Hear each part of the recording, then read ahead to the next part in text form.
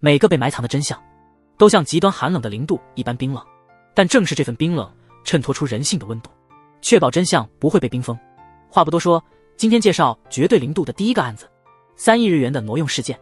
警方为了清理档案室堆积的悬案，在搜查科内特别组建了一支特别小组——特命搜查对策室，成员包括我们的女主角樱木泉，她是个新晋的刑警，外号小龟，因为她办事迟缓，思维也显迟钝，所以市长称她为小龟。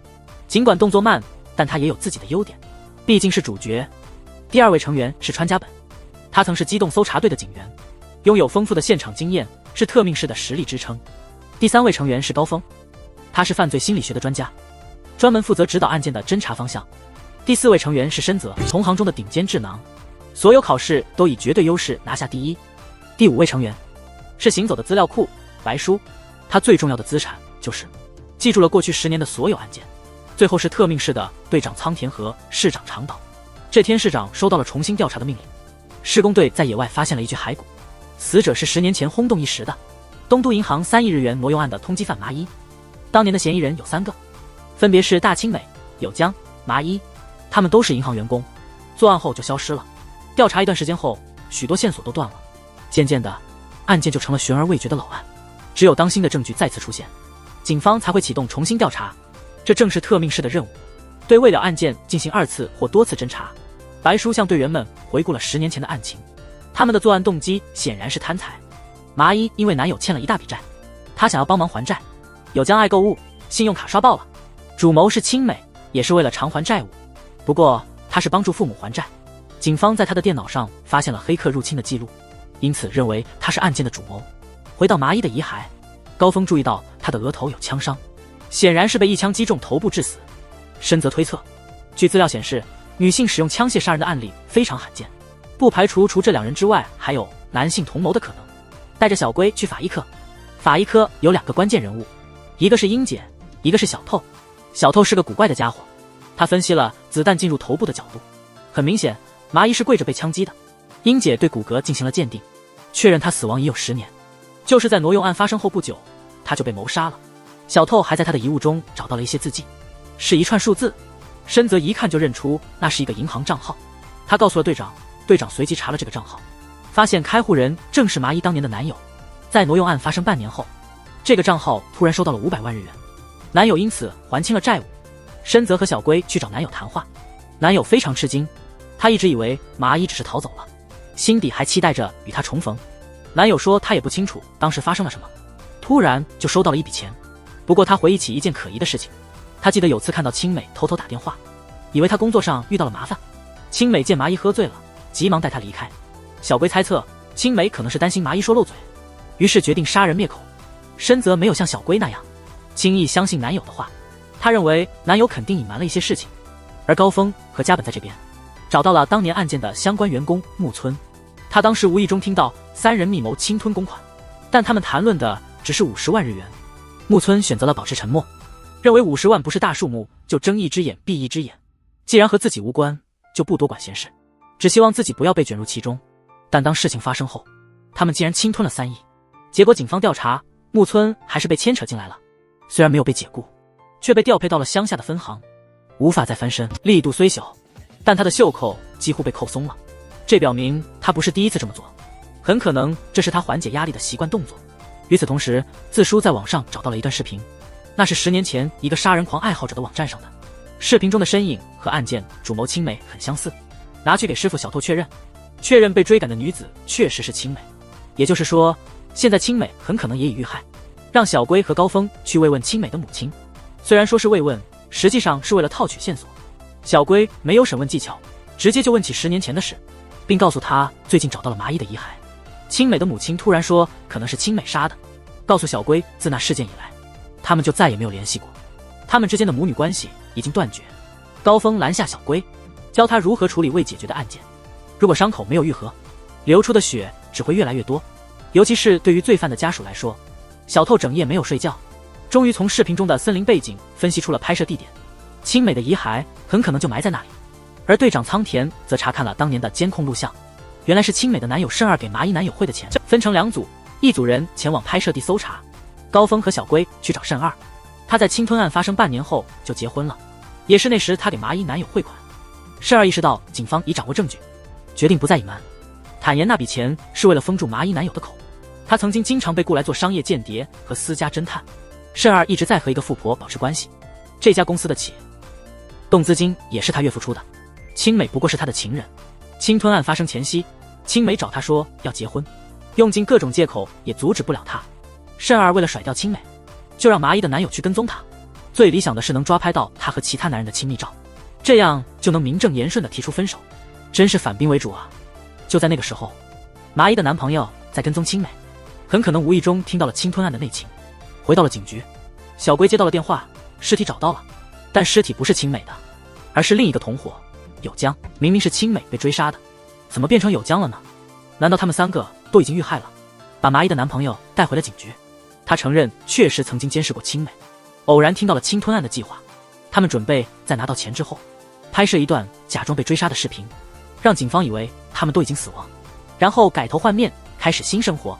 麻衣的男朋友并没有介入，而是选择了保持沉默，因为他信任麻衣，相信他不会把他忘记，认为风波过后他会联系他。但最后他等来的却是麻衣死讯。这时候小龟的特质开始显现，那就是他强烈的共情能力。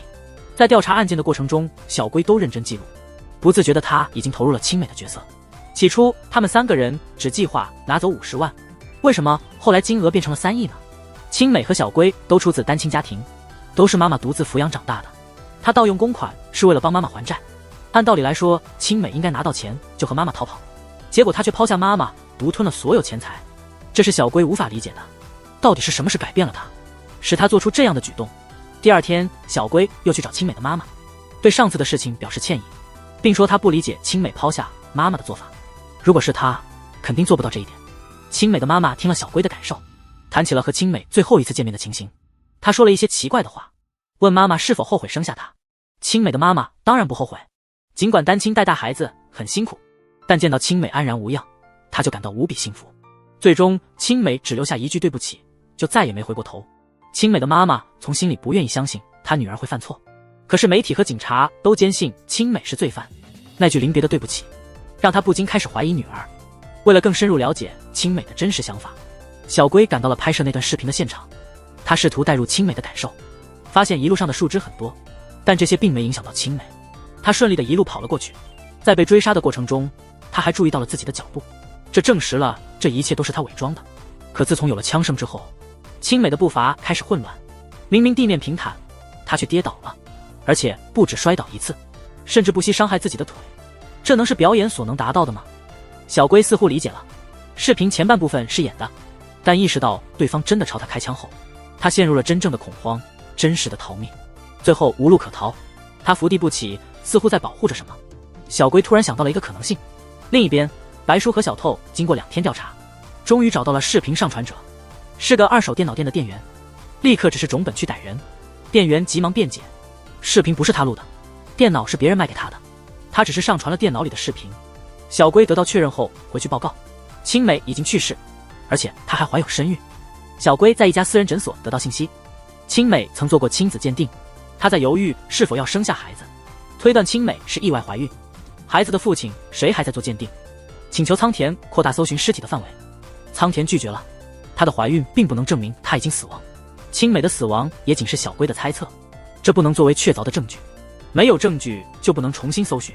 这时候种本回来汇报审问结果，视频竟然是从木村的电脑里面找到的，他10年前删除了视频，然后卖到了2手市场，店员居然恢复了视频，还因为觉得好奇上传到了网上。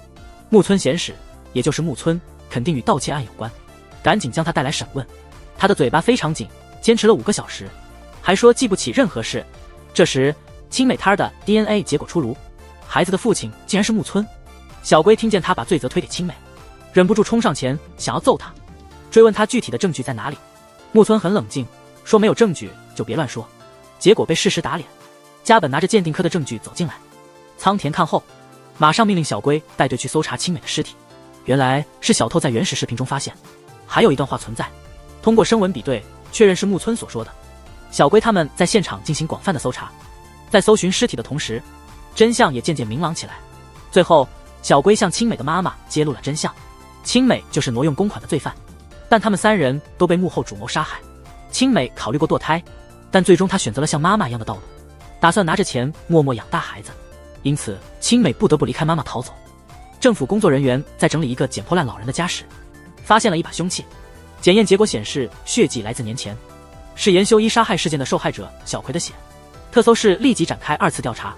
15年前，小葵是某医院的实习医生，在自家遭人多次刺伤致死。当时的嫌疑人是第一个发现尸体的人，也是小葵的男朋友东树。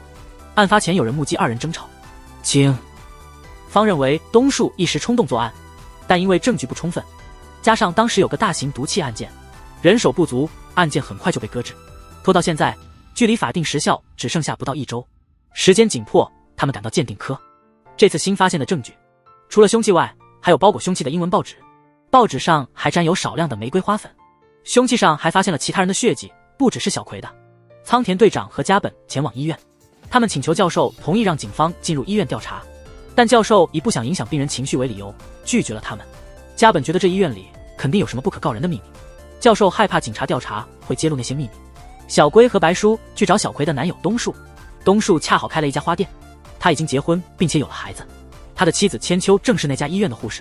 千秋得知警方来调查杀人案，毫不慌张，他还提醒他们有小孩在场，要他们注意言行。经验丰富的白叔知道千秋是在故意干扰调查，他买了1朵玫瑰花，注意到花店用英文报纸来包花，小龟装作是要买花送人，实际上是想检查报纸上是否有东树的血迹。他打算拿报纸回去和凶器上的血迹对比。深泽和高峰去找寻当年的目击者，这个目击者是医院里最爱八卦的人，他总是第一个知道院内的新闻。他曾目击千秋和小葵在天台上的情况，目击了小葵和东树之间的争吵，因为小葵打算出国留学，东树责怪他没有和自己商量。千秋那时出面支持了东树，难道真凶是千秋？种本邀请他到警局喝茶，他怀疑千秋有什么不可告人的隐情，这样他才得以成为东树的妻子。千秋虽然没有做见不得光的事，但医院内确实有医疗事故的谣言。千秋无意中听到小葵向当年的护士长提问，询问小圆的状况如何，护士长没有回答，就急忙离开了。最终小圆确实去世了，但没有证据表明那是医疗事故。原本怀疑小葵因为知道了什么秘密，所以才遭到杀害。小葵死后不久，护士长也离开了医院。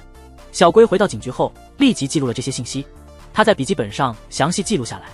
深夜，千秋打电话过来，他问东树有没有去自首。千秋问他们，她丈夫是否去警局自首了。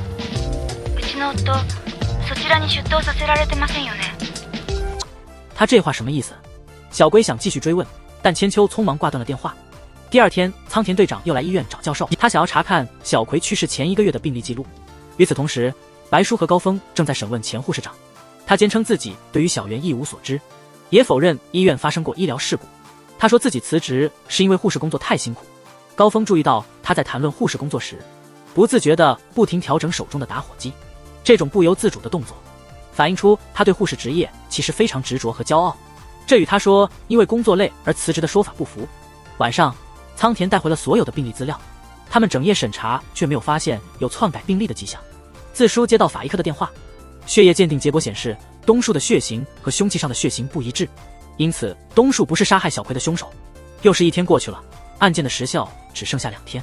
这时小龟焦头烂额之际，东树突然出现了。他说自己已经离家出走，他交给小龟一本日记，希望他能从中找出线索。东树早有预感警察会找上门，就在小龟上门的那个晚上，他梦到了小葵。他因为那晚迟到而一直自责。他到小葵家时，他已经被害了。千秋听说警察来了，也赶到了。东树不想搭理他，千秋把一切都怪在警方再次搜查上。千秋的话让小龟对未解决案件有了新的认识，被土埋藏的真相已经被岁月洗刷，形成了一种新的生态。外界的激进挖掘可能会破坏这个生态，这些人的生活也可能因此受到影响。如果案件被解决，这些人还能幸福吗？市长听了小龟的疑问，并没有直接回答。这样的问题，别人的答案都无关紧要，只有自己寻找才能找到满意的答案。然后小龟开始翻看东树的日记。小葵在去世前2天提出和东树分手，隔天却又约东树到家里见面。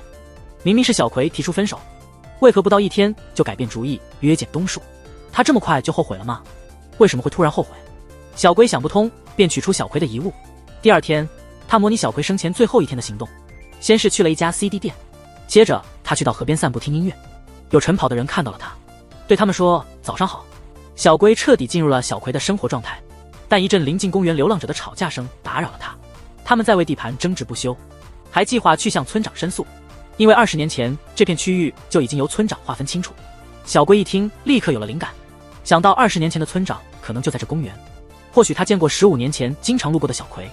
他找到村长，果然得到了信息，原来在当年小葵路过公园的时候，遇到了一个醉倒的流浪者，流浪者还磕破了头。小葵立即为他包扎，并叫了救护车。那个流浪者就是小袁。小龟马上回去报告情况，关于医疗事故的传闻可能是真的。据村长回忆，当年救治小袁的正是那位护士长。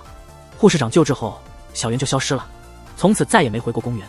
这时深泽回来了，他查出护士长的丈夫患有脑动脉环闭塞症，这是一种治疗难度很大的疾病。因为治疗此病的手术非常复杂，手术成功率非常低，而能够执行此手术的医生数量稀少。偶然的是，附近就有一位能做这手术的医生，他就是医院里的脑外科教授。仓田查阅了小袁被送入医院后的病历，发现主治医生全是那位教授，这巧合也太意外了。他立即将病历送往鉴定科，在鉴定期间，大家开始各自行动。小龟他们来到医院找那位教授，教授态度极其不合作，让他们找律师。说完就转身去为病人手术了。手术定于下午3点开始，预计进行10小时。手术结束时，案件的有效期就结束了，也就是说，现在只剩下小时可以抓捕他。与此同时，深泽在审讯护士长。这场持久的审讯已经开始，护士长无论如何都不肯说话。鉴定科那边，小偷真的发现了一些病历上有微弱的凹痕，原来医院用另一张纸记录了小袁的信息，包括心跳等各项指标，然后又伪造了一份患者病历，推断可能是小葵发现了这一切，于是他被人谋杀了。就在这时，小龟急忙赶到现场，告诉护士长，包庇犯人对你毫无益处，那个人并没有为你丈夫治疗。不久后，他甚至被邀请去美国做客座教授。被背叛的护士长最终交出了决定性的证据。记得当年小袁的 CT 被教授看过之后，他就主张要做开颅手术治疗脑动脉环闭塞症，实际上把小袁当做了实验对象。手术失败的记录就写在那张纸上，这些都被小葵看到了，教授因此产生了杀意。护士长在救治小袁时，捡到了教授衣服上掉落的一个纽扣，他选择了与他进行交易。白叔将纽扣送去鉴定科检验，其他人则赶往医院，要求教授回警局。教授开始试图道德绑架。手术结束的同时，案件的时效也到了，但深泽依然出示了速捕令。原来在时效期限之前，鉴定科已经从纽扣上检测出教授的皮屑和凶器上的血迹 DNA 完全吻合，检察官已经认可这些证据，并下达了逮捕令。所以在时效期限之前，警方已向法院提交了诉讼。最终，小龟告诉东树，小葵之所以约他见面，是想清楚地告诉他，他的梦想是成为一名优秀的医生，去外地深造是必要的。分手只是一时的气话，他其实还爱着东树。小葵想见东树是为了说明这一切，即使两人最后还是分开，但至少心里会感觉好受一些。东树最终也明白了这一点，不再迷恋过去。迷恋过去不仅不能帮助小葵，反而还会伤害到周围的人。小龟不仅解决了东树家里的问题，还帮助护士长的丈夫申请了补助金，减轻他出国手术的经济压力。解决问题总有多种方式，通过相互商量和帮助，问题总是能找到解决的办法。8年前，有个自诩为神的变态杀手，专挑黑长直的女性下手，杀害他们后将头发作为战利品带走。但奇怪的是，这个杀手连续杀了4个人后就突然消失了。就在昨天，警方在河边发现了一具女性尸体。类似的案情使得刑警深泽立刻想到了当年的案子，立即向特搜市长申请重新调查8年前的神之刑罚案。这是深泽作为刑警的第1桩案子，也是唯一未破解4名受害者之间没有任何关联，而且犯罪者在4起案件后突然不再作案，使得警方没有追查的线索。深泽想要破案的决心大家都明白，但高峰却不认为是同一个犯人。尽管5名受害者都是长直发，都是被杀后绑住双手双脚，但第5起案件缺少了前4起的犯罪特征。受害者手臂上没有犯罪者的神字签名，也没有被割走的头发作为战利品，所以很难判定是同一个人所为。深泽将2起案件联系起来，当然是基于他的依据。作为当年案件的负责人，深泽注意到绑绳子的解法在5起案件中是一样的，这种解法是运动员常用的。而这第5起案件发生的时间正好是8年前第1起案件发生的日子，但高峰并不买账。他认为这2点的偶然性太大，不足以作为犯人的特定标记。而且8年前的高峰在犯罪心理分析小组对犯人做过侧写分析，他专门绑架年轻的长发女性，杀害后割下头发并留下犯罪签名，这显露出他强烈的展示和支配欲。强烈的应激反应。取走头发作为战利品是他征服的证明，但这次的案件并没有这些特征，而人的行为模式和性格不会轻易改变。尽管如此，深泽仍觉得2起案件有关联。他来到了案发现场，却被杀人犯科的人员阻止，他们不愿透露这次案件的详情。小龟家原本联系到了8年前受害者的家属，看他一直在追查凶手，从他那里得知，那家人原本是幸福的。遇害前一天，他打算去参加摄影展，看展后很晚了，他给家里打了电话，让家人到车站接他，但是妈妈因为在看电视没注意到电话，爸爸把所有责任都推给了妈妈，他认为是妈妈的大意导致女儿遭遇不幸，妈妈受不了他的持续指责，带着小女儿搬出去住了，这个家庭也因此破碎了。来到法医科，小偷发现当年的第4个案件中，凶器上有沙子，深泽让他确定沙子的来源，并检查其他3个案件的凶器。小龟回到了办公室，听取被害人家属的陈述，整理被害人生前的活动轨迹，试图找出他们之间的共同点，但没有找到受害者之间的共同特征，反倒是他们家属之间有共同之处，那就是女儿去世后，他们都没有将怨怒归咎于凶手，而是将责任归咎于自己或他人的疏忽。小龟听了觉得很难受，因为这反映了他们的无能和无助，他们无法找到凶手，也不知道凶手是谁，因此无法将愤怒直接指向凶手，只能将这些情绪发泄到自己身上。市长听了小龟的汇报，让他好好利用并磨练这个优势。他下午约了未婚夫一起去礼堂，3点钟约定结束后，2人分开，直到晚上7点才回家。回家后看到新闻报道，本案的嫌疑人已被捕捉，现场找到了他的指纹，他的衣服上也沾有受害者的血迹。队长仓田调查了他的背景，发现在8年前的事件发生时，他因伤人罪正在服刑，看起来这次的案件与8年前的案件无关。而白叔接到了法医科的电话，以前的凶器上确实检测到了相同类型的沙子，如果这次的凶器上也有同样的沙子，或许能证明是同一凶手所为，这意味着本案的嫌疑人可能是被误捕的，而真正的凶手还在外逍遥法外。但问题是，杀人犯罪科的人员不愿透露案件详情，无法确定2起案件是否有关联，看来只能另寻途径获取信息了。深泽想到可以找媒体记者帮忙，承诺如果调查有结果，会给记者独家报道的机会。记者觉得这主意挺有趣，没有求助于同行，反而找外行人。加本则尝试潜入档案室偷看资料，结果被当场抓获。尽管被严厉斥责，但他还是得到了宝贵信息。这次案件中也发现了沙子，很可能是和8年前案件中的沙子同源。深泽也从记者那里得知，被逮捕的嫌疑人声称自己被冤枉，他承认曾有犯罪念头，并将 GPS 放进了受害者的包中。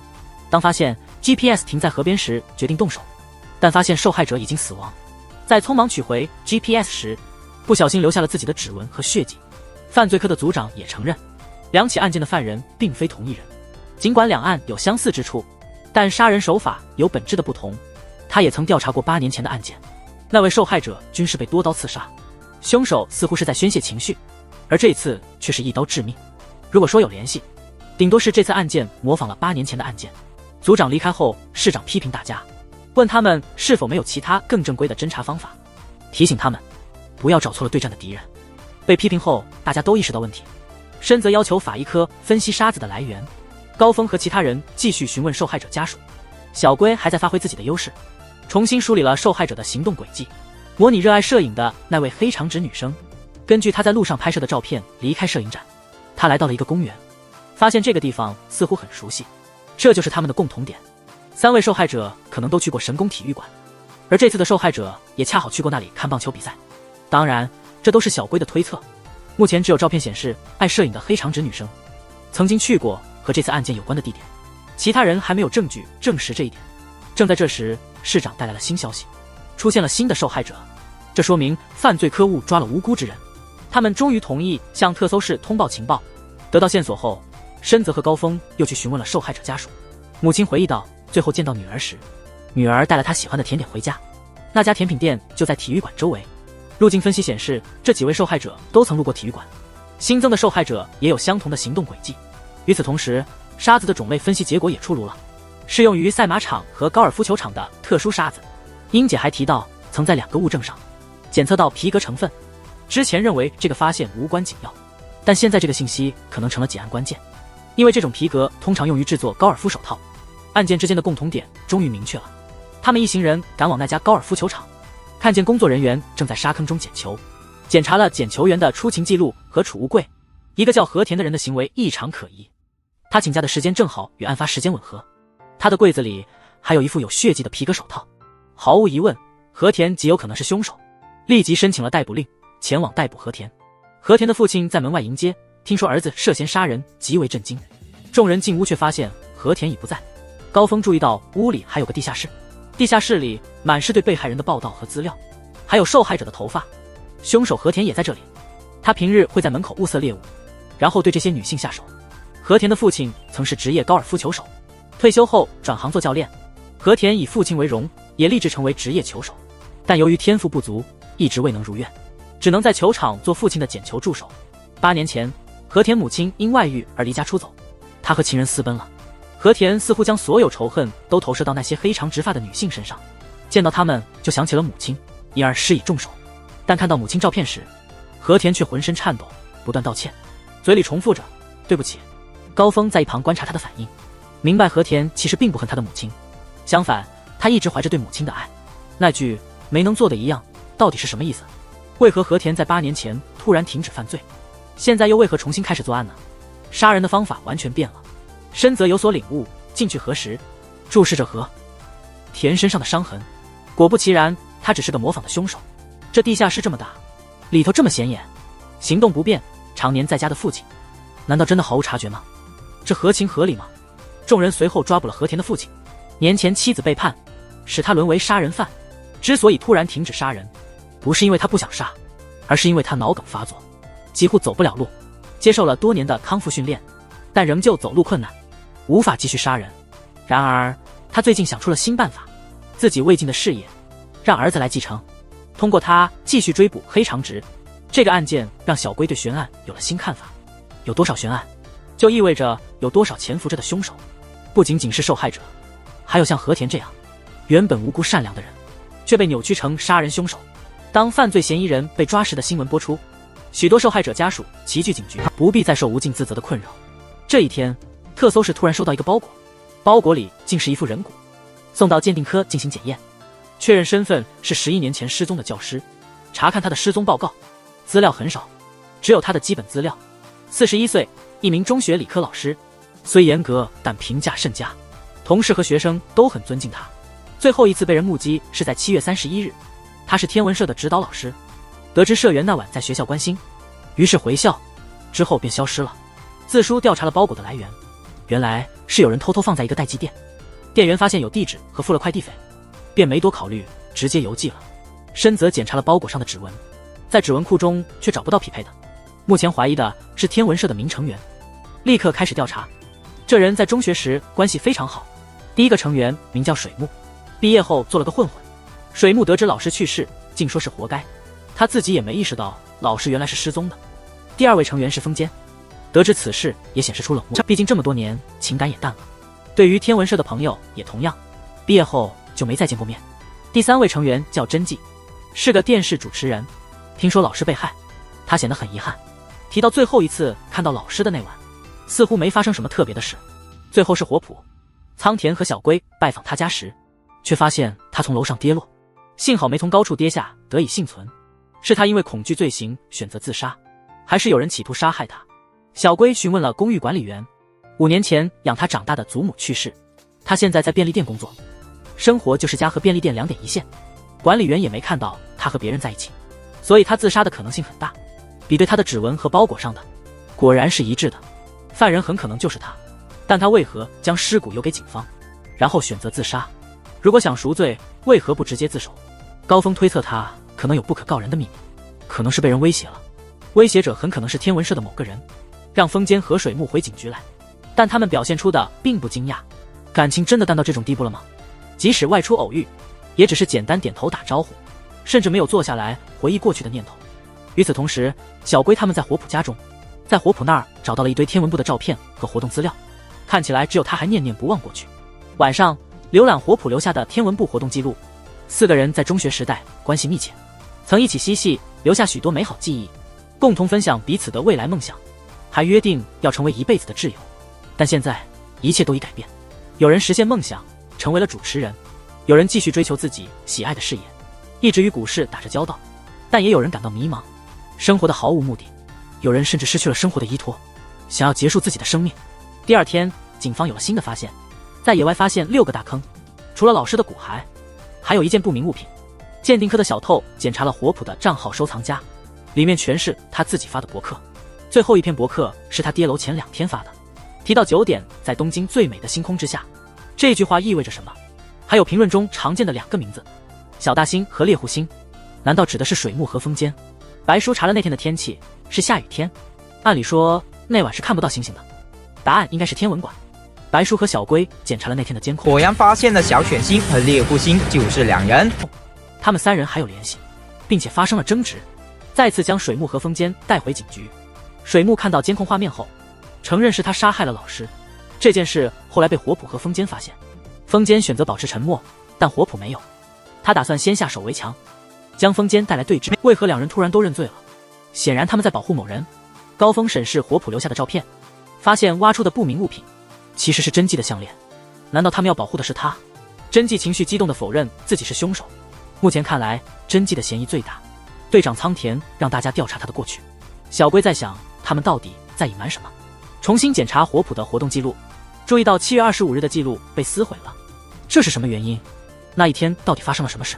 第二天，小龟去了学校的天文社，看到天花板上的画作，画中有冬季大三角，还有一颗独角兽星，画作的日期正是7月25日。小龟找到活动记录的备份，发现里面确实包含了7月25日的记录。那天是真纪生日，4个人在天文社庆祝，那条项链是他们送给他的礼物。天花板上的冬季大三角意味着3个人守护着代表真纪的独角兽星，难道他们3个都在替真纪背罪？另一方面，白叔赶到医院，得知火普苏醒后逃走了，他留下了一封遗书，表示要用死来谢罪。深泽立刻去找风间询问，风间听后非常激动，要求警方立刻阻止火普，因为他知道火普是真的打算死亡。水木在得知火普自杀的消息后，也忍不住说出了真相，要求警察一定要阻止他。实际上是他们3个人合谋杀害了老师，确切的说是火普亲手下的毒手。那晚他们组织在天文社观星，老师叫真纪出去单独谈话，3个人等了一会儿，真纪还没回来，他们决定进去找他。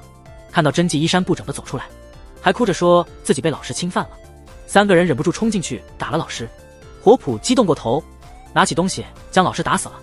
为了保护真纪的名誉，3个人一起处理了老师的尸体，并约定将这个秘密永远埋藏心底。但在天文馆的那天，火普突然说要自首，水木当然不可能同意。为了这个秘密，3个人受良心的折磨已经11年，走到这一步怎能半途而废？但火普最终还是做了选择，把老师的骨骼寄给警方，让他安息，自己则选择以死赎罪。2个人也说出了他们自首的原因，正如小龟他们所猜测的，他们不是在保护火普，而是在保护真纪。2人恰巧在来的路上遇见了真纪，察觉到警方可能怀疑他，因此开始撒谎，试图把警方的注意力转移到自己身上，避免警方深究真纪的过去，挖出他曾被老师袭击的那件往事。这时候，小龟接到了仓田的电话，要他去找白叔，一起找火普。小龟就出门了，恰好在天文社的屋顶上发现了火普。一切就是从这里开始的，他准备也在这里结束所有事情。火普之所以突然决定自首，是因为他意识到他们守护的东西实际上没有任何意义。天文社的4个人毕业后，实际上和真纪断了联系。火普近期重新遇见了真纪，2人再次相见，旧日情感已不在，只剩下眼前的利益关系。真纪问他关于那晚的事没有对别人提起过吧？真纪担心火普3人会揭露他的黑历史，影响他的名声，于是他透露了那晚的真相。其实他并没有遭到老师的袭击，那晚老师找真纪，原因是他在书店偷东西被抓，老师要他赔偿并通知家长。真纪想通过色诱老师来逃避惩罚，但老师是正直的人，没有答应。真纪气愤地扔下项链跑了出去，然后遇到了火普他们3个人，害怕自己的行为曝光，他先发制人，污蔑了老师。这个谎言害死了一个无辜的人，让他们11年的守护变得没有意义。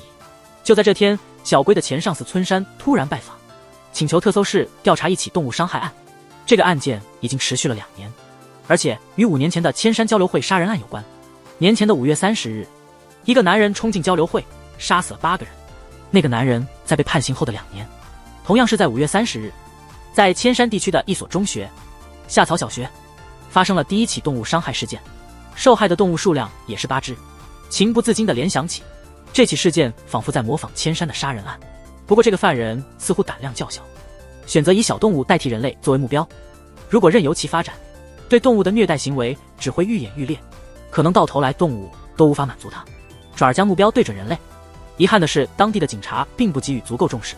即将退休的村山希望能够解决这个被忽略的案件，因此请求特搜市再次调查。特搜市长把这个案件交给小龟负责。小龟第一次担任案件的指挥官，一时不知该如何是好。幸运的是，团队里都是经验丰富的老手，各自知道应该做什么。鉴定科的小透整理了所有案发地点，共计14处，分布广泛。现场有4种不同的鞋印，但鞋码相同，推断犯人是个身高在165至180厘米之间的男性。后来与家人一同到学校，看到值日生因为迟到而自责，他把动物之死都归咎于自己的迟到。事后，种本带着鲜花去了某个地方，那里正是千山杀人事件发生的地点。种本对这起案子记忆犹新，因为那是他刚加入机动搜查队时的案件。现场2名成人与6名儿童死亡，而犯人表现得仿佛一切正常。加本其实并不喜欢在特搜室工作，因为他无法忍受悬案。捉拿罪犯是刑警的责任，悬案代表着失败，也意味着警察的无能。在离开之际，一名女学生前来哀悼，看样子她与那次事件有所关联。小龟上前询问，女学生说自己叫游纪，她是来看望朋友的，并请小龟他们重新调查这个案件，因为真正的犯人还未被抓捕。他这话是什么意思呢？加本想起游纪这个名字似乎在哪里听过，他回去翻查千山事件的资料，发现游纪正是当年案件的受害者之一。这究竟是怎么一回事？他为何自称游纪？第二天，小龟和白叔继续调查动物虐待案。他们去到小龟之前当骗警时的情报站，那里得知了一个可疑人物的消息，总是在深夜2点左右现身，身形看起来像是中学或高中的学生，长发佩戴着一件红色头饰，但是现场发现的却是男性的鞋印。难道他在故意伪装成男性？不久，小学间开始流传一个传说，关于一个名叫游纪的女孩，她总是头戴红色头饰，在学校附近徘徊。她十分喜爱小动物，是学校的饲养委员。但是5年前，她惨遭杀害。死后的她因为没有动物作伴，很孤独，所以会时不时地害死学校的动物，并且用杀害自己的那种方式，把它们带入自己的世界里，来永远陪伴自己。小龟听到了游纪这个名字，想起了之前那个来悼念的少女。加本找到负责千山案件的同事，向他询问了游纪的情况。当年的调查主要集中在犯人动机上，却忽略了游纪为何会出现在案发现场。根据游纪母亲的证词，游纪那天是值日生，他去学校照看小动物，本不应该出现在集会现场的。这其中究竟隐藏着什么秘密？千山的杀人案和这次的动物虐待案，这两者之间有什么联系？第二天，小龟请来了一位画像专家，画出了那位悼念少女的模样，然后拿给当铺老板辨认。老板确认深夜见到的就是他。白书生则前往东京的学校动物饲养协会，取得了养有动物的学校名单，交给鉴定科寻找犯罪规律。虽然没找到规律，但在一个虐待动物的网站上，发现了一些可疑的留言，全都是一些数字而已。与此同时，小龟在街上不断搜寻那位少女，最终在某处捕捉到了她的身影。小龟跟踪她一直到达屋顶，询问她是否了解这次动物事件的详情。少女听后显得十分失望，她反问小龟千山案件的调查进展。小龟不明白为什么他如此关心那个案件，而加本和高峰则前往游纪的家探访，在他的房间里看到了一张合照，照片中的另一个女孩头戴的正是红色头饰，她显然是游纪的挚友。我们查清了她的身份信息，这个少女名叫阿春，曾是游纪的同班同学，她所在的中学正好是第一起动物虐待案的发生地，她还是最先发现案件的人，对她作为犯人的怀疑逐渐加重。队长仓田提醒众人，考虑到阿春还未成年，办案时需要特别小心，我们联系了他的家人了解情况。已经深夜12点了，他还没有回家，难道他真的就是那个犯人？但小龟曾与阿春有过接触，他的直觉告诉他，他不像是犯人。他一直在催促警方调查千山的案件。第一次见到警察时，他也毫不避讳地提到游纪的名字。再想想他在天台上说的那些话，如果他真的是犯人，怎会如此泰然处之？正在此时，鉴定科的小透打来了电话，又出现了新的数字留言。如果真的有即将发生的事件，那些数字可能就是犯罪的预告。果然，我们发现阿春手持一把刀，种本试图上前阻止，结果被他划了一道口子。感到事态不妙，小龟阻止了其他人，并且放走了他。在2人的对峙中，种本意识到阿春并非是想逃跑时才用刀攻击他的，而是在急切地寻找着某样东西。通过这次事件，小透也解读出了数字的含义，那是由日期加地址加杀害数量组成的代码。东京都山病区野方，高峰和深泽来到阿春家中进行调查，在他房间的电脑里发现了一份学校的名单和访问过的虐待动物网站的记录，看来发出预告的人真的是他。种本曾去阿春的小学进行过调查，在千山事件发生的那一天，原来除了游纪，阿春也是当天的值日生，但实际上只有阿春去了学校喂养动物，而游纪却跑去了其他的活动现场，这是为什么呢？游纪为什么要对妈妈撒谎说自己要回学校值日？这所有的答案恐怕只有阿春自己清楚。现在最紧要的是找到他。警方开始进行地毯式搜查。09年5月30日，最终在一家网吧里找到了阿春的踪迹。小龟对他进行了审讯，询问他为什么会出现在案发现场，问他当时为何在那里。然而阿春反而质问小龟，杀害动物会被判处死刑吗？前一天，千地土石和小龟白叔去了阿春的学校。第二天，小龟白叔再次来到阿春的学校，他向老师询问了阿春的情况。阿春在校总是独自一人，唯一的伴侣就是那些小动物。自从2年前第一起案件发生之后，他受到了极大的冲击，之后就不再回学校。老师曾试图和他谈心，但都无济于事。他们来到了动物饲养区，看到学校动物协会的工作人员前来巡查，工作人员还提醒老师注意，有孩子的耳朵出现了绑绳的痕迹，让老师教育学生不要再做这样的恶作剧。工作人员希望不再有伤害孩子们心灵的事情发生。原来2年前那位工作人员来巡查时，恰巧遇见了阿春，他当时正对着兔子流泪，还说是因为他游纪才会去世。高峰分析，这次的动物虐待事件可能是源自阿春内心的幸存者负罪感。从他自称是杀害游纪的凶手这一点来看，游纪很可能是因为阿春而被卷入千山事件，使得幸存的阿春感受到了巨大的内疚。都是因为我，他才会被牵扯进来，都是我无能，没能好好保护他，是因为我，他才会失去生命。为什么当时去世的不是我？为什么我还活着？这些都反映出阿春深重的负罪感，这样的负罪感可能驱使他变成加害者。第二天，小龟和深泽外出收集证据，而加本则继续对阿春进行审讯。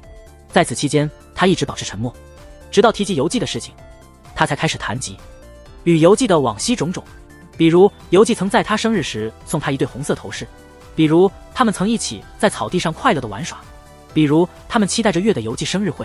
随着对案件调查的不断深入，小龟越来越不能理解阿春，他渴望明白他背负的罪恶感，在千山事件发生时他究竟做了什么。随着时间推移，1年1度的千山追悼会举行了。深泽收集到了许多目击者的证言，发现最初阿春被人看到是在第6起动物事件后，为什么前面都没有人看到过呢？而且一般人犯罪都会有规避风险的行为，警方竟然没察觉到他的存在，他的母校却发生了第1起案件，他还是第一个发现现场的人，这不是明摆着让自己曝光了吗？如果这都是计谋的话，那他可真是太机智了。但后来他留下了很多目击证言，看起来他根本就没打算隐藏自己，所以很明显那个鞋印不是伪装，真正的罪犯是别人。他没有留下任何目击证据，而且对学校的动物数量了如指掌，不需要提前侦查就能在网上发布犯罪预告。能办到这些的，深泽心里可能已经有了嫌疑人野亚小子。最后小龟拿出了一封写给高野同学的信。小龟前几天参加了千山事件的追悼会，那里他听说了事件发生后，阿春变了很多，还有一个人也变化明显，那就是隔壁班的高野同学，故他得到了那封信。阿春吐露了当年发生的事。阿春一直默默喜欢着隔壁班的高野，写了情书却迟迟不敢交给他。游纪看他犹豫不决，决定帮忙，趁交流会时偷偷放信进高野的书包，却没想到这个决定导致游纪遭人杀害。阿春得知这消息后，自然会觉得都是自己的责任，本来是自己的事，却害了帮自己的好朋友，因此阿春总觉得自己才是害死游纪的凶手。但事后他不仅没受到惩罚，周围的家人和朋友还对他很宽容，安慰他不必再难过，这些只会让他的负罪感越来越重，让他越来越痛苦。案件调查第一次出现失误，在警方认为证据确凿，准备起诉那番幕户时情况突变，护人律师抓住机会大做文章，揭露特搜市队长仓田不当审讯的行为，并且召唤了警方没发现的关键证人，推翻了目前所有的证词。幕户当庭被宣判无罪释放。仓田为了弥补过错，向领导申请重新调查案件。这起案件发生在4年前，是一家 IT 公司总裁的办公室里。总裁生前结下了不少梁子，他采用强制手段收购了多家公司，导致许多人对他心怀不满。警方一开始就从这个角度入手调查，但是最终没有任何收获。案件的第一发现人是总裁的秘书，他偶然间发现有人佩戴总裁的手表。经过调查，这个人是木户。木户在 IT 公司担任保安，在他家里发现了一把疑似作案工具的刺剑，刺剑上有卢米诺试剂反应。面对沉默的木户，仓田不停制造干扰，最终木户承认了自己的罪行。但在法庭上，辩护律师找到了把柄，指责仓田逼供，并找来关键证人证明木户和总裁关系良好。手表和刺剑可能是总裁赠送的，尽管刺剑上有血迹，但有人用化学溶剂破坏了血液样本，导致无法进行 DNA 鉴定，因此无法证明血迹属于总裁。基于疑罪从无的原则，法院释放了木户。但木户在审讯时为什么一直保持沉默？最后却又承认了罪行。显然，法庭上的辩解都是律师指导的。仓田获准立即开始第3次调查。首先召见案件的第一发现人秘书，询问总裁和木户的关系。秘书也觉得他们俩关系不一般。秘书觉得总裁生活中只有金钱，他会装成别人的粉丝，只为了赢得信任，然后收购对方的公司。总裁在公司里总是高高在上，从不主动和人问好。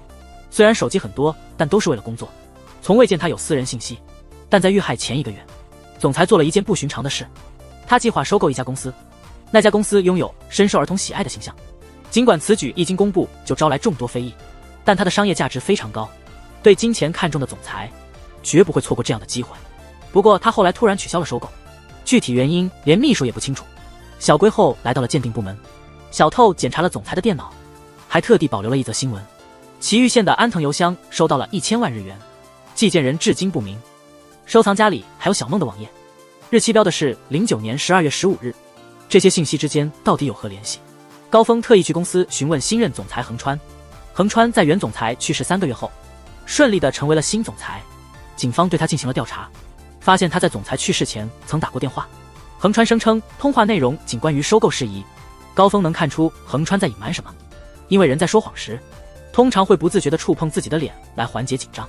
白书调查了总裁和木户的往来，他们并不像是亲密的朋友。深则觉得总裁是个为金钱逝世的人，他和木户的见面可能涉及金钱交易，二人可能做了不可告人的事。那么他们还隐藏了什么？夜里小龟思考着目前的线索，完全不能理解总裁的思维，对总裁的行为动机感到困惑。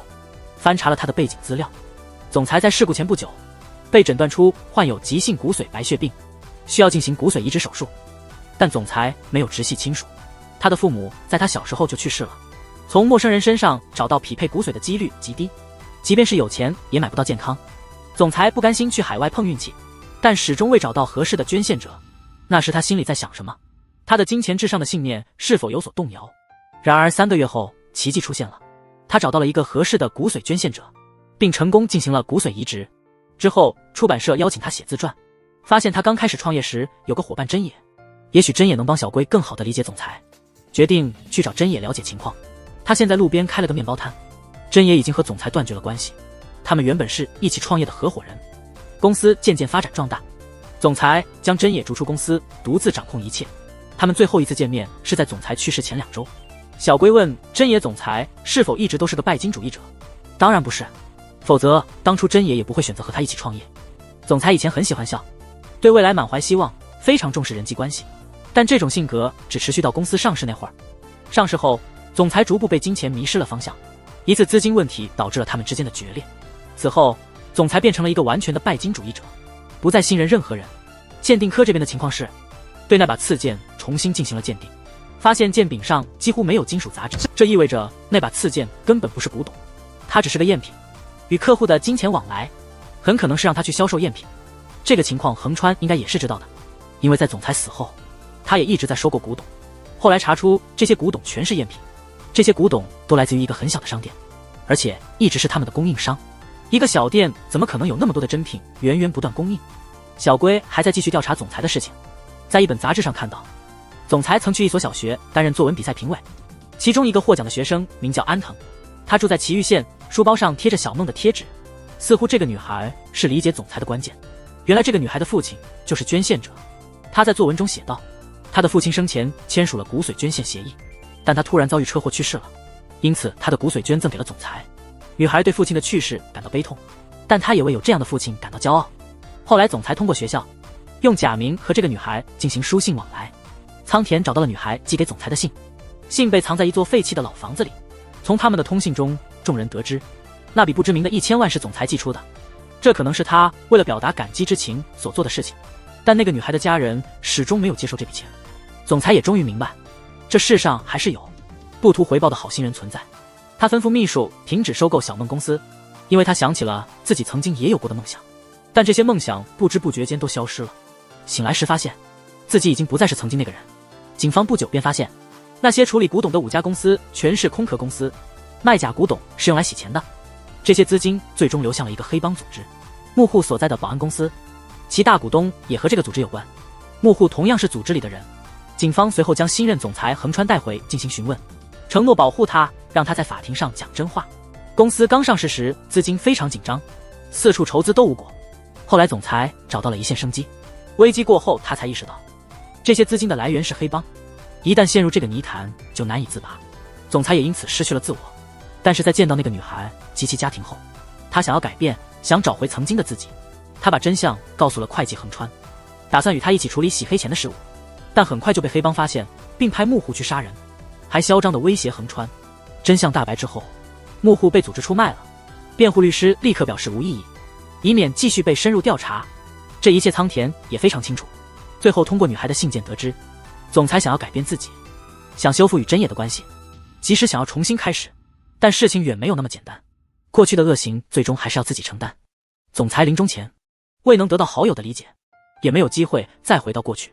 即便两人都明白了一切，但他们真的可以重新开始吗？每个警官心里都有那么1-2个难解的案件。深泽最近解决的是神之处刑案。日本发生了千山交流会的凶杀案，这个案件成了市长和高峰心中的痛。6年前，一位议员的女儿祥子遭绑架，市长负责指挥这个案件，绑匪要求72小时内支付5000万的赎金，但在约定的交钱地点，绑匪却没有露面。祥子被困在橱柜里，放在一个仓库中。警察发现时，他已经奄奄一息，但最终还是救不回来。这个案件没有目击者的信息，唯一的线索是一段勒索的录音，还有导致缺氧的特制装置，和一张写着“制裁结束”的纸条。警方追查了很久，仍旧没能找到凶手。但在6年后的今天，突然有个男人来自首了。特搜市立刻重新调查这个案件。自首的男人名叫小丽，是个机械师。他因为故意伤人罪被关在医疗监狱。他声称自己就是绑架案的犯人，还画出了那个装置的设计图。他的笔记和6年前的犯罪声明一样，但他的声纹和勒索电话中的不同，这让人推测他可能有同伙。市长让高峰去审讯小丽，但小丽反而挑衅说，是因为高峰以前的误判，导致了一个无辜人的死亡。在揭开高峰的伤疤后，下一个目标是市长。小丽告诉他自己就是那个扔出宣告制裁结束的纸飞机的人，他自首就是为了告诉警方他已经赢了。小丽坚称这个案件是他一个人策划和执行的，勒索电话声纹不同，是因为他找了个人随便来做这个。警方当然不会完全相信他的话，但他的作案动机是什么？是为了钱吗？但他并没有打算拿赎金，反而选择杀害了受害者。警方查明他和祥子一家没有任何关系，所以复仇杀人的可能性很小。如果目的是为了挑战警方，那为什么犯下一个案件后又不再犯？过去6年又突然跑出来自首？因此很可能是小丽在保护他的同伙。根据这个思路，警方开始调查小丽的社交网络，包括她的亲戚和朋友。小龟对小丽的言论感到不解，为何说是高峰导致了人命的丧失？重新翻阅了当年的案件记录，当时的线索实在太少。市长决定把希望寄托在新组建的犯罪心理分析团队上，请来高峰帮忙侦破此案。高峰虽然才华横溢，但还很稚嫩，过于自信于自己的犯罪心理分析能力。通过分析犯罪者的声明和电话录音，以及对赎金的不屑一顾来撕票，认为至少有2名犯人，一个是严格守规矩、自尊心很强、性格内向的人。这家案件的他们的性格与犯罪心理分析吻合，高峰坚信就是他们犯的案。不久，警方就将其中1人带回进行调查。仙道坚称自己是清白的，媒体立刻抓住这一点大做文章，不断追逐仙道一家，使得案子闹得沸沸扬扬。有目击者在看了新闻后，为仙道提供了不在场的证明，但仙道已经承受不了舆论的压力，在自己房间上吊自杀。仙道的母亲怒冲警局，将所有责任都推到高峰头上，因为他的一句指控，导致了他儿子的死。悲伤的记忆重新涌上心头。高峰请求市长更换侦查此案的人，他已无法保持沉着处理此案。审讯任务第2天交给了小龟和深泽，自书和种本回来报告了调查结果。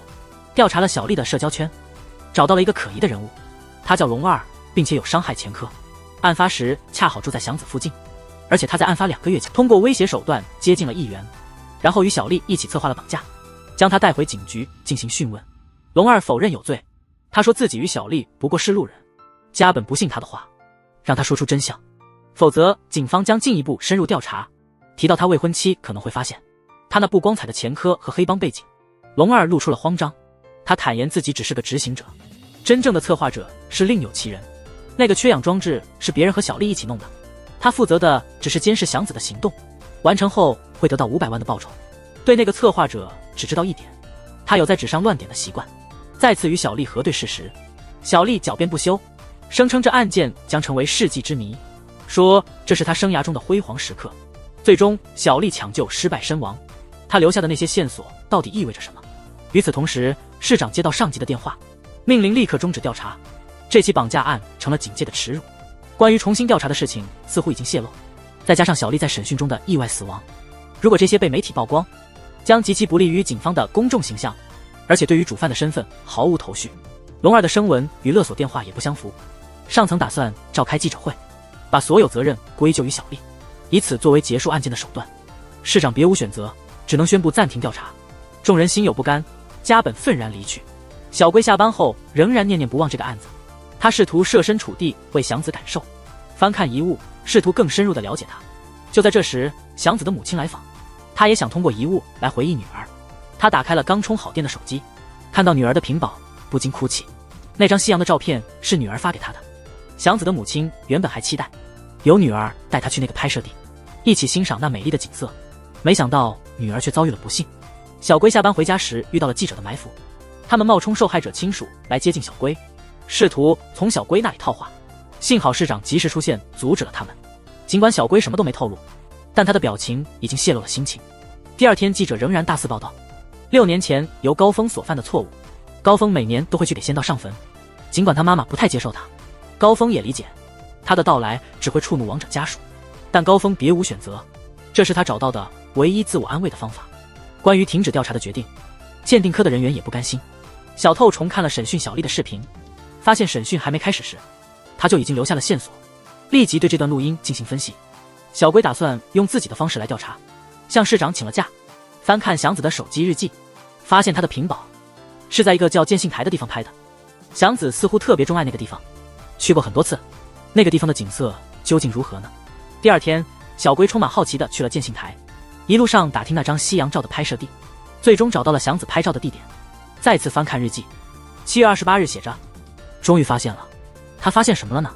小龟百思不得其解，开始询问周围的人，希望能找到更多线索。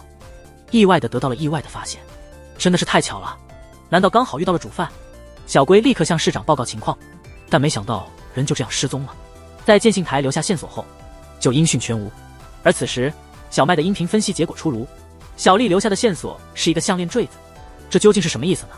白叔他们去了建信台附近调查，但是什么也没找到，只知道小龟曾在那里打听过，去能看到夕阳晚上主犯打来电话的地方，承认自己就是策划绑架案的人，要求警方在记者会上宣布绑架案尚未结束，调查仍在进行，如果做到了就放小龟。他这么做的目的是什么？快速结案对他不是更好吗？为什么要重新审视那个过去的案子？深则让高峰做犯人的犯罪心理剖析，可是高峰因为害怕而迟疑，担心一旦分析错误，可能连小龟也会受害。鉴定科这边确认了绑架小龟的人就是当年打那个勒索电话的同一人，证实他正是绑架案的幕后主犯。市长将犯人的要求上报了高层，但这个要求被直接驳回。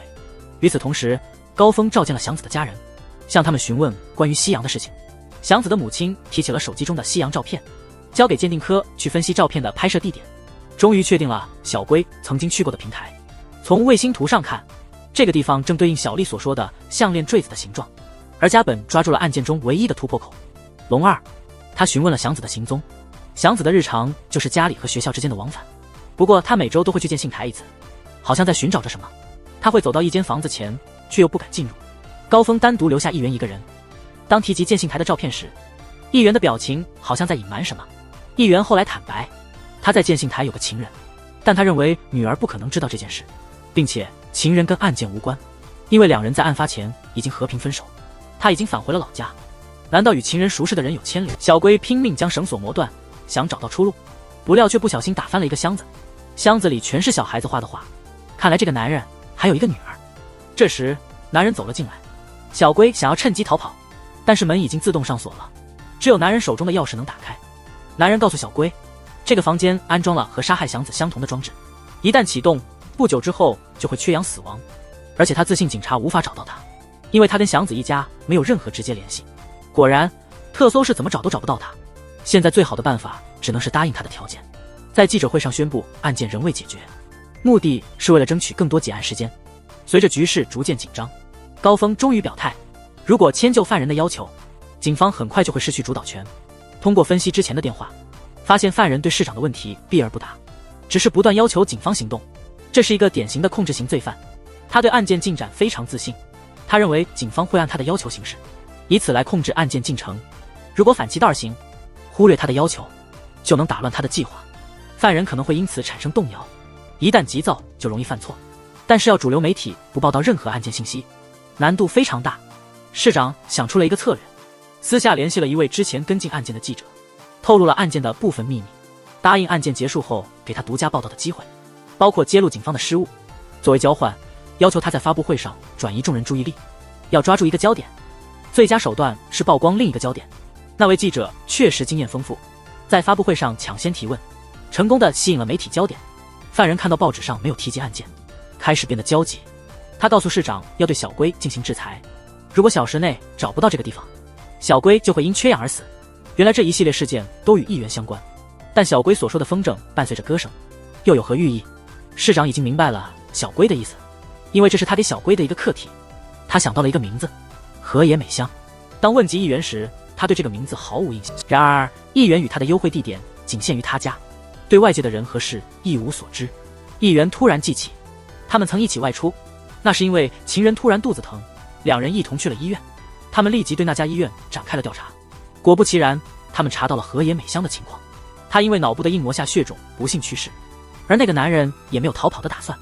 他破坏了小龟的感应卡，决定和他一起在这里等死，似乎对一切都绝望了。向小龟透露了案件的真相，他要报复的目标正是那位议员。男人的女儿美香在那天不慎跌倒，头部受伤，父女俩在医院等待检查。就在他们准备进入检查室的时候，一个熟悉医院院长的议员插队进去了。已经等了很久的美香想着只是额头擦伤，应该没大碍，就决定回家了。但是在回家的路上，美香突然头痛难忍，再次回到医院，已经来不及救治。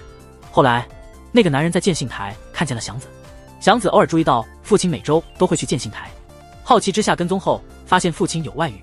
通过偷听电话，他得知外遇对象是议员的女儿，于是那个男人决定以命抵命，让议员也体会丧女之痛。小透这边却似乎发现了希望，他不断重复听最新的电话录音，在背景声中发现了邻居收快递的声音。小龟在房间找到了一瓶氧气，这是他们父女登富士山时留下的。男人告诉小龟需要就用，反正也只不过是延后死亡的时间。但小龟坚信特搜室的同事们一定能找到这个地方。男人缺氧昏迷后，小龟悄悄地将他捆绑并带上氧气。特搜室的人员根据快递线索，最终确定了这个地点。市长赶到现场，急切地搜寻，不由得回忆起6年前的那些痛苦。这一天，特搜室接到了通知，领导决定重新调查1年前的案件，东京理工大学的讲师前景被谋杀的案件。1年前，前景在实验室内被害，学生们赶到现场看到，满身是血的嫌犯广田。发现后，广田立即逃离，但意外地从台阶上摔下死亡。警方经过调查，发现前一晚广田与前景有过争吵，推测凶手就是他，但因为广田已死，无法对质，现场又没有凶器，并没有确凿的证据指向广田，因此案件一直悬而未决。但近期在离大学很远的河边，发现了带有前景血迹的作案工具，当时广田正好被人抓个正着，他不可能在那么短的时间将武器扔进河里，所以推测可能还有其他同谋。高层因此命令特搜组重新调查。小龟和深泽前往大学探访前景的实验室，听前景的助手三枝讲述，他脾气很差，喜欢低俗的偷窥他人隐私。当问及具体细节时，三枝似乎刻意隐瞒了什么，深泽对他产生了怀疑，因为前景去世后，他异常的直接跳过了讲师职位，从助手晋升为副教授。此时原田教授和助手刚好路过，小龟跟他们进行了交谈，感到他们非常友好，对他们留下了深刻的印象。一广以前因为行为不端被送进少年教养院，由酒吧老板担保而出狱，正是他目击了广田和前景的争吵。正如三枝所描述，前景性格不好，他嘲笑广田没有大学学历，广田因此感到受辱并非常愤怒，几乎要动手打人。但是酒吧老板相信他不会去杀人。深泽继续盘问三枝，三枝说连他请原田吃饭被拒绝的事，前景都清楚得很，而这件事本应只有他们2个人知道。市长怀疑前景在实验室装了窃听设备，第2天便带人来检查，果不其然发现了窃听器，收集到的资料足够装满一大盒。晚上原田突然来到警局抗议，他说实验室内有很多研究机密，不可随便查看。小龟向他解释，进行调查已得到田园教授的同意。原田无话可说，向特搜组道歉后离开。这到底是怎么回事？而鉴定科那边，一些受潮的记忆卡正在修复中。幸运的是，有一段前景威胁三枝的录音没有被破坏。前景揭露了三枝收受回扣的行为，并以此要挟他代写论文。三枝立马澄清道，他确实收过回扣，但并非因此而杀人。三枝认为与其他自己，通口更令人怀疑，因为他也受到了前景的勒索。他无意中听到前景提到了某件事，前景向通口索要了300万。三枝后来很担心通口，询问通口发生了什么，但通口什么都没有透露。这表明前景故意安装窃听器，用以窥探别人的隐私，他的目的是勒索和威胁他们，因此很多人都有杀他的动机。种本从鉴定科返回，广田其实是去道歉的，还遇到了当时在场的保安。他说广田临死前还在辩解，坚称自己没有杀人。就在这时，通过车辆监控视频找到了线索，在案发当晚河流上游的附近发现了与案件有关的人物，立刻前往研究室查看。被告知他已经突然辞职，并且与房东解除了租约，但外面到处都是监控摄像头，很快就定位到了他的车辆位置，在广田的墓前找到了他。带他回警局后，通口坦白自己就是凶手。实际上他与原田教授有不正当的关系，被前景撞见了2人从酒店出来，并遭到了他的威胁。于是通口杀害了前景，因为他搬不动尸体，所以只能单独拿走凶器并将其丢弃。在焦虑如何处理尸体时，回来后发现已经有人替他背了黑锅。出于内疚，通口也经常去给广田上香。但为什么前景部直接威胁教授，只威胁一个助手呢？威胁教授显然利益更大。通口解释说，前景是那种欺软怕硬的人，他害怕惹怒了教授会被赶出研究室，因此他只敢勒索通口自己。这听上去似乎有道理，但总感觉有些不协调。小龟依照惯例翻阅通口过去的经历，试图更深入地理解他。通口没读过高中，他初中毕业后就开始工作。奇怪的是，23岁那年他突然决定上大学。那一年他经历了什么呢？同时高峰和种本召集了原田教授，教授承认1年前他们俩确实有过不正当的关系，但是通口主动引诱他，这段关系很快就结束了。原田认为通口很有可能是凶手，因为他善于玩弄心计。加本听后觉得有些好笑，那为什么你之前一直留他在你身边？不只是种本感到奇怪，高峰更加觉得奇怪。毕竟原田看起来没有撒谎或隐藏事实的迹象，他说的应该是真的，这就让局面变得更加扑朔迷离。小龟去找了通口的初中同学，了解到通口的父亲在他初2那年去世了，他为了减轻家里的负担，打起了不止一个兼职工作。他岁时在一家咖啡馆工作，原来他是在那里遇见原田的。店长回忆，通口一直很羡慕那些在读书的学生，却觉得自己错过了学习的最佳年龄，不敢去尝试。但在原田的鼓励下，他决定去读书。原田也一直在辅导他。后来通口成功考入大学，开始追随原田的脚步。在这条道路上，他表现得非常努力和快乐。但店长有次看到他在路边哭泣，这是店长头一次看到这样的通口。回到特搜室，每个人都觉得案件很不协调。首先是通口认罪的态度太干脆太冷静，好像他早已做好了认罪的准备。种本也觉得这很巧合，通口突然辞职，紧接着就有助教接替他的位置，而且其他人对通口的看法与原田对他的形象截然不同。特搜室的成员决定深入调查这些不协调之处。我们询问了新来的助教，他是通口在大学时的同学，是被通口推荐来担任助教的，连将要发布的论文都转交给他了。看来他提前有所计划。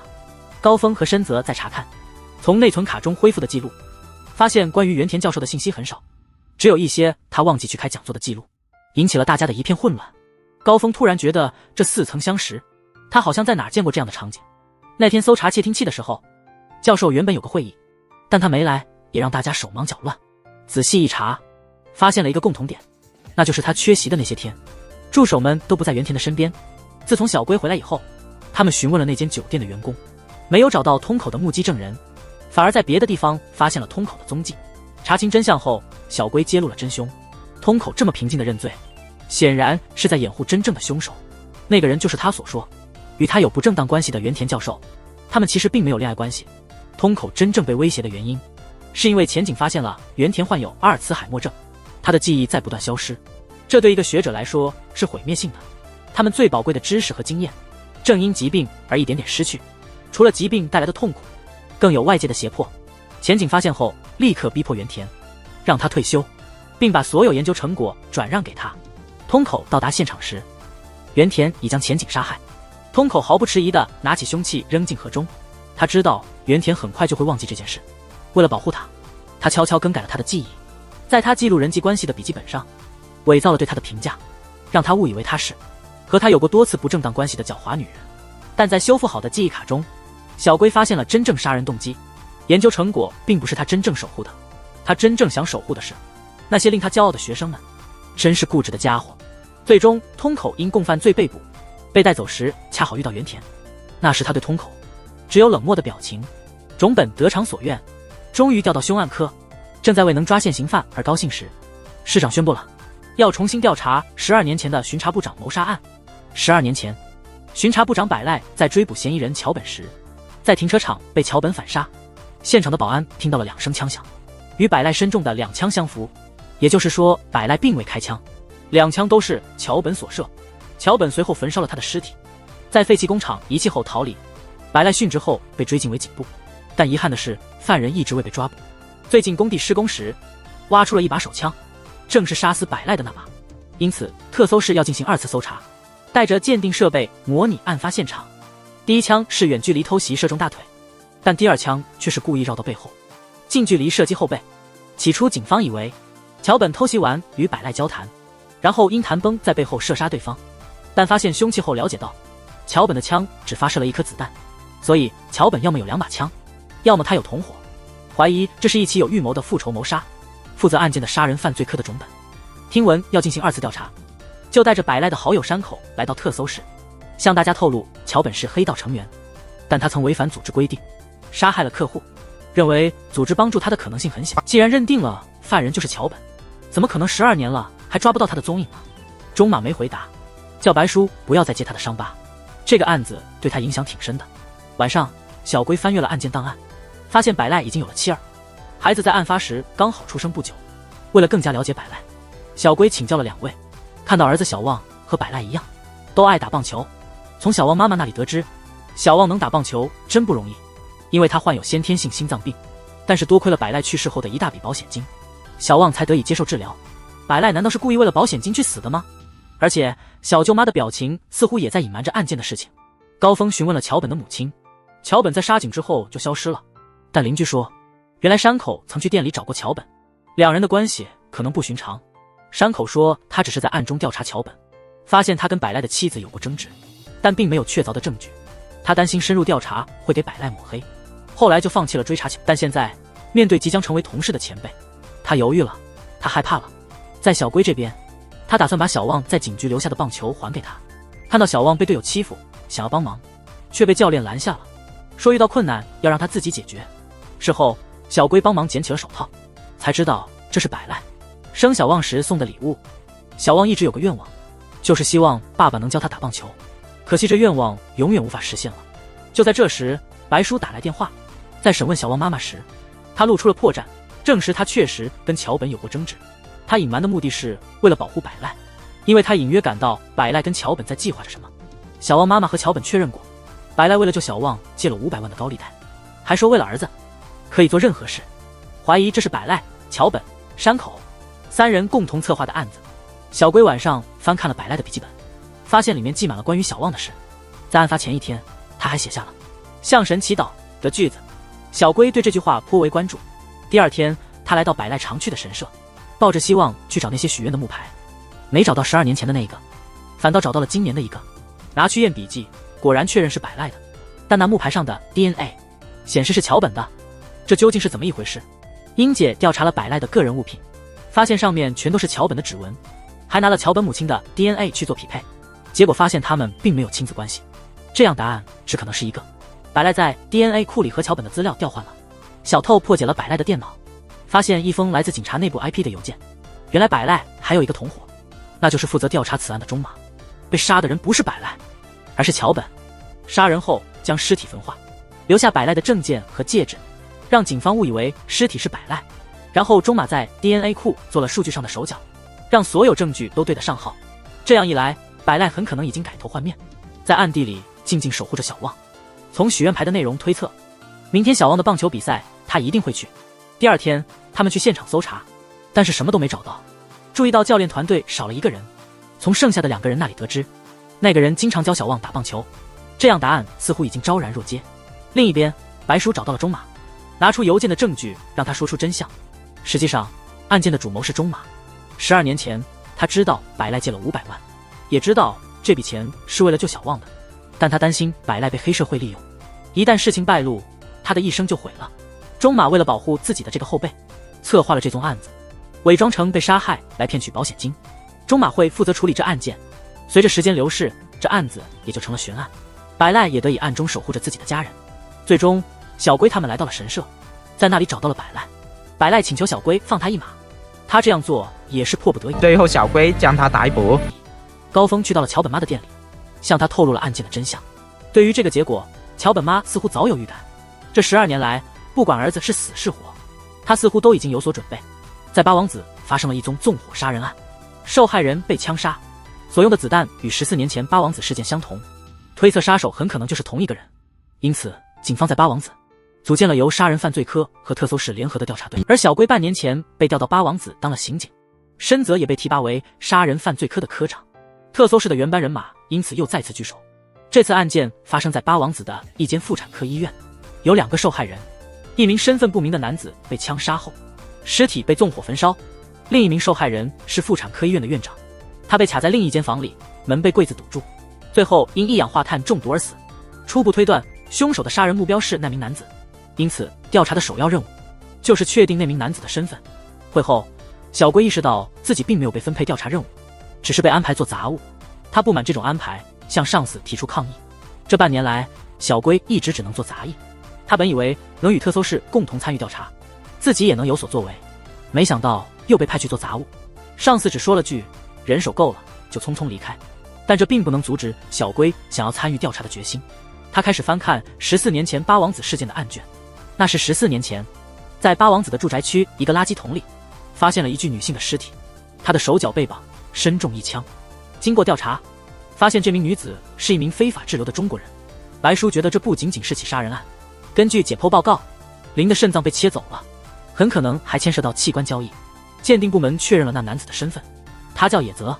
第二天，白叔外出侦查，小龟打算暗中跟随他加入调查。老小龟的跟踪技巧还挺不错，但很快就被白叔发现了。没办法，只好厚着脸皮跟着去。白叔要找的是个认识林的年轻人，这个年轻人是案件线索的关键人物。白叔给他看了院长和野泽的照片，没想到那年轻人还见过院长。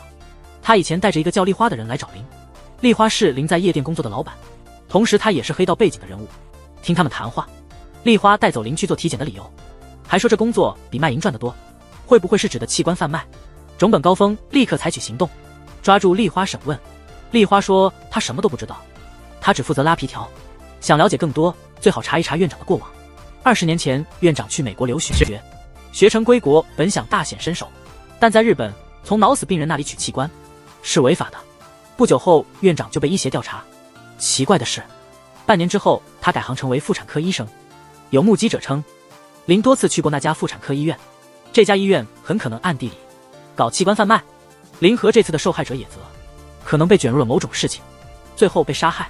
仓田带回了一条消息，院长和劳务部长关系密切，直到3年前院长还是部长的后援会会长。有传闻14年前部长在找肾移植捐赠者，怀疑那时院长与部长达成了某种交易，这也是他们关系亲密的原因。也就是说，部长可能非法买器官。深泽听后脸色大变，这是我第一次指挥的大案，没想到会牵涉到部长级别的高官，真是棘手。就在这时，又传来新的消息，原来野泽的女儿14年前就是在院长的医院出事的，还是院长亲自接生。但警方之前见过野泽的妻子，他却说不认识院长，这说明他肯定还隐瞒了些事情。深泽让高峰和小龟去采访他，女警去问可能会有新发现。野泽前妻在中央医院照看患有白血病的女儿，妻子以照顾女儿为由拒绝了采访。高峰让小龟去帮忙照看女儿，他自己则把妻子带到外面谈话。妻子什么都不肯透露，他隐瞒认识院长是因为案件让他害怕，他怕事情变大，所以没说出来。生完女儿14年后，她和丈夫就没再和院长有过联系。小龟对留下来照顾女儿感到不满，女儿也感觉到了小龟的心情。女儿让她去找妈妈，女儿说自己怎样都行，不管是父亲的死还是自己的病。女儿觉得自己是个没人爱的孩子，自从得了白血病，家就变得四分五裂，父母老是吵架，父亲不管家，几乎整天都在外头。仓田家之前请过院长身边的护士长，护士长也说不知道什么，但他对野泽夫妇印象很深，他们很感激院长。野泽夫妇一直想要孩子，但多年不孕，接受了很多治疗，最终在院长的助下成功生下了女儿，所以护士长对他们的印象很深。明明夫妻俩很想要这个孩子，也很爱他，为什么女儿一得病，野泽就抛弃了他呢？也是在那个时候，野泽又和院长联系上了，甚至死在了院长的办公室。他们之间到底发生了什么？鉴定科这边找到了一些奇怪的东西，他们重新鉴定了林身上的衣物，在衣物的口袋里发现了海马粉末，野泽身上烧毁的布片中也检测到了海马粉末，这到底意味着什么呢？小透也发现了一些线索，他通过火柴灰烬复原出了一些文字。小酒吧，明美。深泽感到非常矛盾，大臣涉嫌参与器官交易，他很可能了解许多内情，但贸然采取行动可能波及太广，只能去请求市长的支持，毕竟市长背后也有强大的势力。市长表示愿意援助，质问大臣器官交易的事宜，大臣把责任推给了秘书，说是秘书多管闲事，自说自话的去帮助支持者，试图推脱责任，占据道德制高点，结局是威胁。市长不给面子，脸皮都不要了，既然不肯说实话，警方就会深入调查，到时候就不会像今天这样进行秘密的会面对话。大臣听后立刻转移怒气，他透露14年前他与院长会面，离开时碰到一个少年在偷看档案，被偷的正是依林的档案。白叔和小龟觉得和小酒吧可能有，那个人经常出没于那家酒吧，酒吧老板还有一套公寓，专门收留非法滞留者，这可能就是器官交易的关键证据。立即出动人手去抓捕丽花，等到了公寓才开始行动，没料到对方察觉逃走了。小龟留下来安慰那些非法滞留者，发现有很多都是孕妇，这到底是怎么回事？把所有人带回警局进行询问，其中一名孕妇认识依林，他们一同从中国来到日本，他担心自己也会像依林那样遭遇不幸。实际上院长并非在进行器官交易，而是在搞婴儿买卖，他的孩子价值300万日元，当年依林分娩时他就在旁边，看到孩子一出生，院长立刻就将孩子交给了野泽。依林没有肾脏是因为卖掉了肾，卖肾的钱让他有机会来日本发展。调查中还发现大臣的孩子也是在那家医院出生的，很可能他的孩子也是买来的，但深泽已经被上级警告，不得轻举妄动调查大臣。无奈之下只能让同事集中力量追捕丽花。加本和其他人觉得深泽只是怕事，上级施压，下级抗拒，深泽感到压力山大，他必须时刻处于高度紧张的状态。第二天，白叔得知少年去偷档案的事，追问为什么14年来一直瞒着他。少年说他不愿面对这事实，他怀疑是因为自己依林才会被杀害。当年他发现档案里有野泽夫妇的资料，告诉了依林，依林很快察觉到是他们买了自己的孩子。从那之后，依林常在公园暗中观察他们，不小心被野泽发现了。野泽看到了依林偷拍的照片，少年认为就是这个原因，依林才会被杀。高峰和小龟来到妻子这里，揭露了女儿是买来的真相，要求进行女儿的 DNA 测试，与依林的 DNA 进行比对。妻子知道事情已无法隐瞒，于是向女儿坦白了一切。她和野泽非常想要一个孩子，但是不孕问题一直困扰着他们。他们为了解决不孕问题努力了8年，但所有尝试都没有成功，即便试了3次人工受精，仍然没有怀孕。野泽看着失望的妻子，想到了某个买孩子的途径，通过院长的帮助，最终买了一个女儿回家。他们也考虑过收养，但日本的少子化问题很严重，孤儿少，竞争激烈，甚至不知道要等到何时才能收养到孩子。女儿对此并不感激，这次她觉得自己的人生已经无足轻重，感觉一切都无所谓了。亲生母亲将她当商品卖掉，养父母也抛弃了她。高峰正在照顾哀伤过度昏倒的妻子，等他情绪平复之后，他询问妻子是否知道女儿亲生母亲的事。妻子说买孩子时签了合约合约里不允许知道亲生父母的资料，而且妻子本就对此不感兴趣。高峰告诉妻子，女儿的亲生母亲在14年前被枪杀了，用的枪和杀害野泽的是同一把。他希望妻子能提供线索，回忆一下野泽有没有什么不寻常的行为。妻子突然想起来，14年前野泽捡到了一张照片，怀疑照片里的女人是女儿的亲生母亲。妻子感到害怕，担心那女人来夺回孩子。野泽说绝不会让他得逞，他会妥善处理这件事。结果那晚依林就被杀了，难道是野泽为了保护女儿才下了杀手？当时新闻并未透露依林的身份，只是匆匆说了死者身份不明。大家的关注都在另一个案件上，如果真是野泽杀的，可能是为了让妻子安心。但此后两人都很提心吊胆，直到确信依林不会再出现。14年后，野泽和院长同时被杀，这是为什么呢？现在逃跑的丽花是最大嫌疑人，找到她才能弄明白杀人目的。就在这时，仓田接到了电话，丽花死了，在酒店浴缸里溺水身亡。房间内找到了枪，这把枪就是杀害野泽和依林的，上面有丽花的指纹。从证据来看，丽花就是凶手，纵火的也是她，但她怎么会突然溺死呢？这事发的也太巧合了。而且她杀人的动机是什么？案子还没查清楚，高层就宣布案件结束，调查就这样中断了，这让大家都很不满。现在只剩大臣的线索了。很明显，上头不想让我们调查。管理官宣布纵火案已经结案，如果还要继续调查，那就是14年前的八王子案，和自己没关系了，责任全在特搜室。深泽听不下去了，在解散的时候做出了决定，重启调查。白叔让小龟整理少年的新证词，林总是在公园偷看他女儿。小龟突然记起一份类似的证词，为什么会去那个公园？他为什么要去公园？第二天，小龟根据目击信息去了野泽曾经去过的地方，发现那些地方都是林偷拍的地点，意识到野泽可能不知道林已经死了，他在找林。最后他到了一家店，里面看到海马的画，店主问是否怀孕了。这里卖的是助产的福包，很受准妈妈们的欢迎。福包里都是海马，因为海马是顺产和好运的象征。原来他们的联系就是这个。问店主认不认识林和野泽，店主只记得野泽，他来这是为了找人。还记得14年前有没有女孩买过福包，但店主记不清那么久远的事了。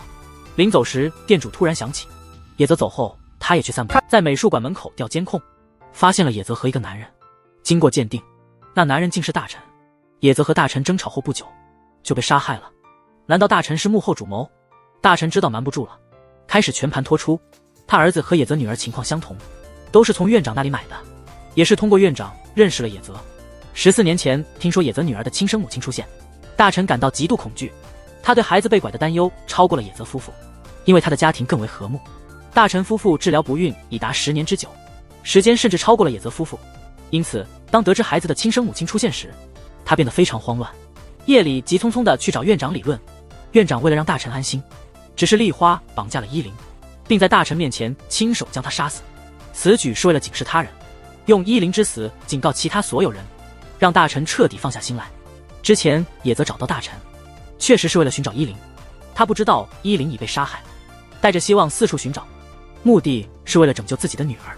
因为女儿患有白血病，野泽夫妇与女儿的骨髓不相符，因此他们想找到孩子的生母以救治女儿。见到野泽如此急迫的救女，大臣无奈透露了依林被杀的真相。尽管知道亲生母亲已经去世，但野泽仍不放弃，继续向院长追问依林是否有其他亲属。结果不幸被杀。小龟和种本到达医院，把真相告知了妻子和女儿。野泽并没有放弃他们，日夜努力寻找依林，正是为了他们安全。他所做的一切都是为了保护自己的女儿。同时仓田接到了法医的电话，发现丽花用过的枪上有其他人的汗颜。经过 DNA 检测，虽未确定是谁，但确认是一名女性，这表明丽花有一个女性同谋。加本收到这一情报，急忙询问妻子是否记得有这样的女性，与贩卖儿童案件相关。妻子想到了一个人，那是院长手下的一名护士长。家人们立即前往医院，在停车场发现了正准备逃跑的护士长。正在准备逮捕他的时候，他突然开枪。原来他是一切背后的操纵者，指使院长进行人口贩卖的就是他，杀掉野泽和院长的也是他。小龟赶到时，种本已被枪击倒下，护士长也开车逃跑了。最后加本还是没人来就殉职了，这死的也太随便了点吧。就在医院地下停车场，这也抢救不过来，可能这些都是编剧想要给小龟的成长吧。本集特别篇是一个承上启下的篇章，失去一名成员意味着即将迎来新的成员，而且还是个神一般的队友。他的出现才是小龟真正成长的开始。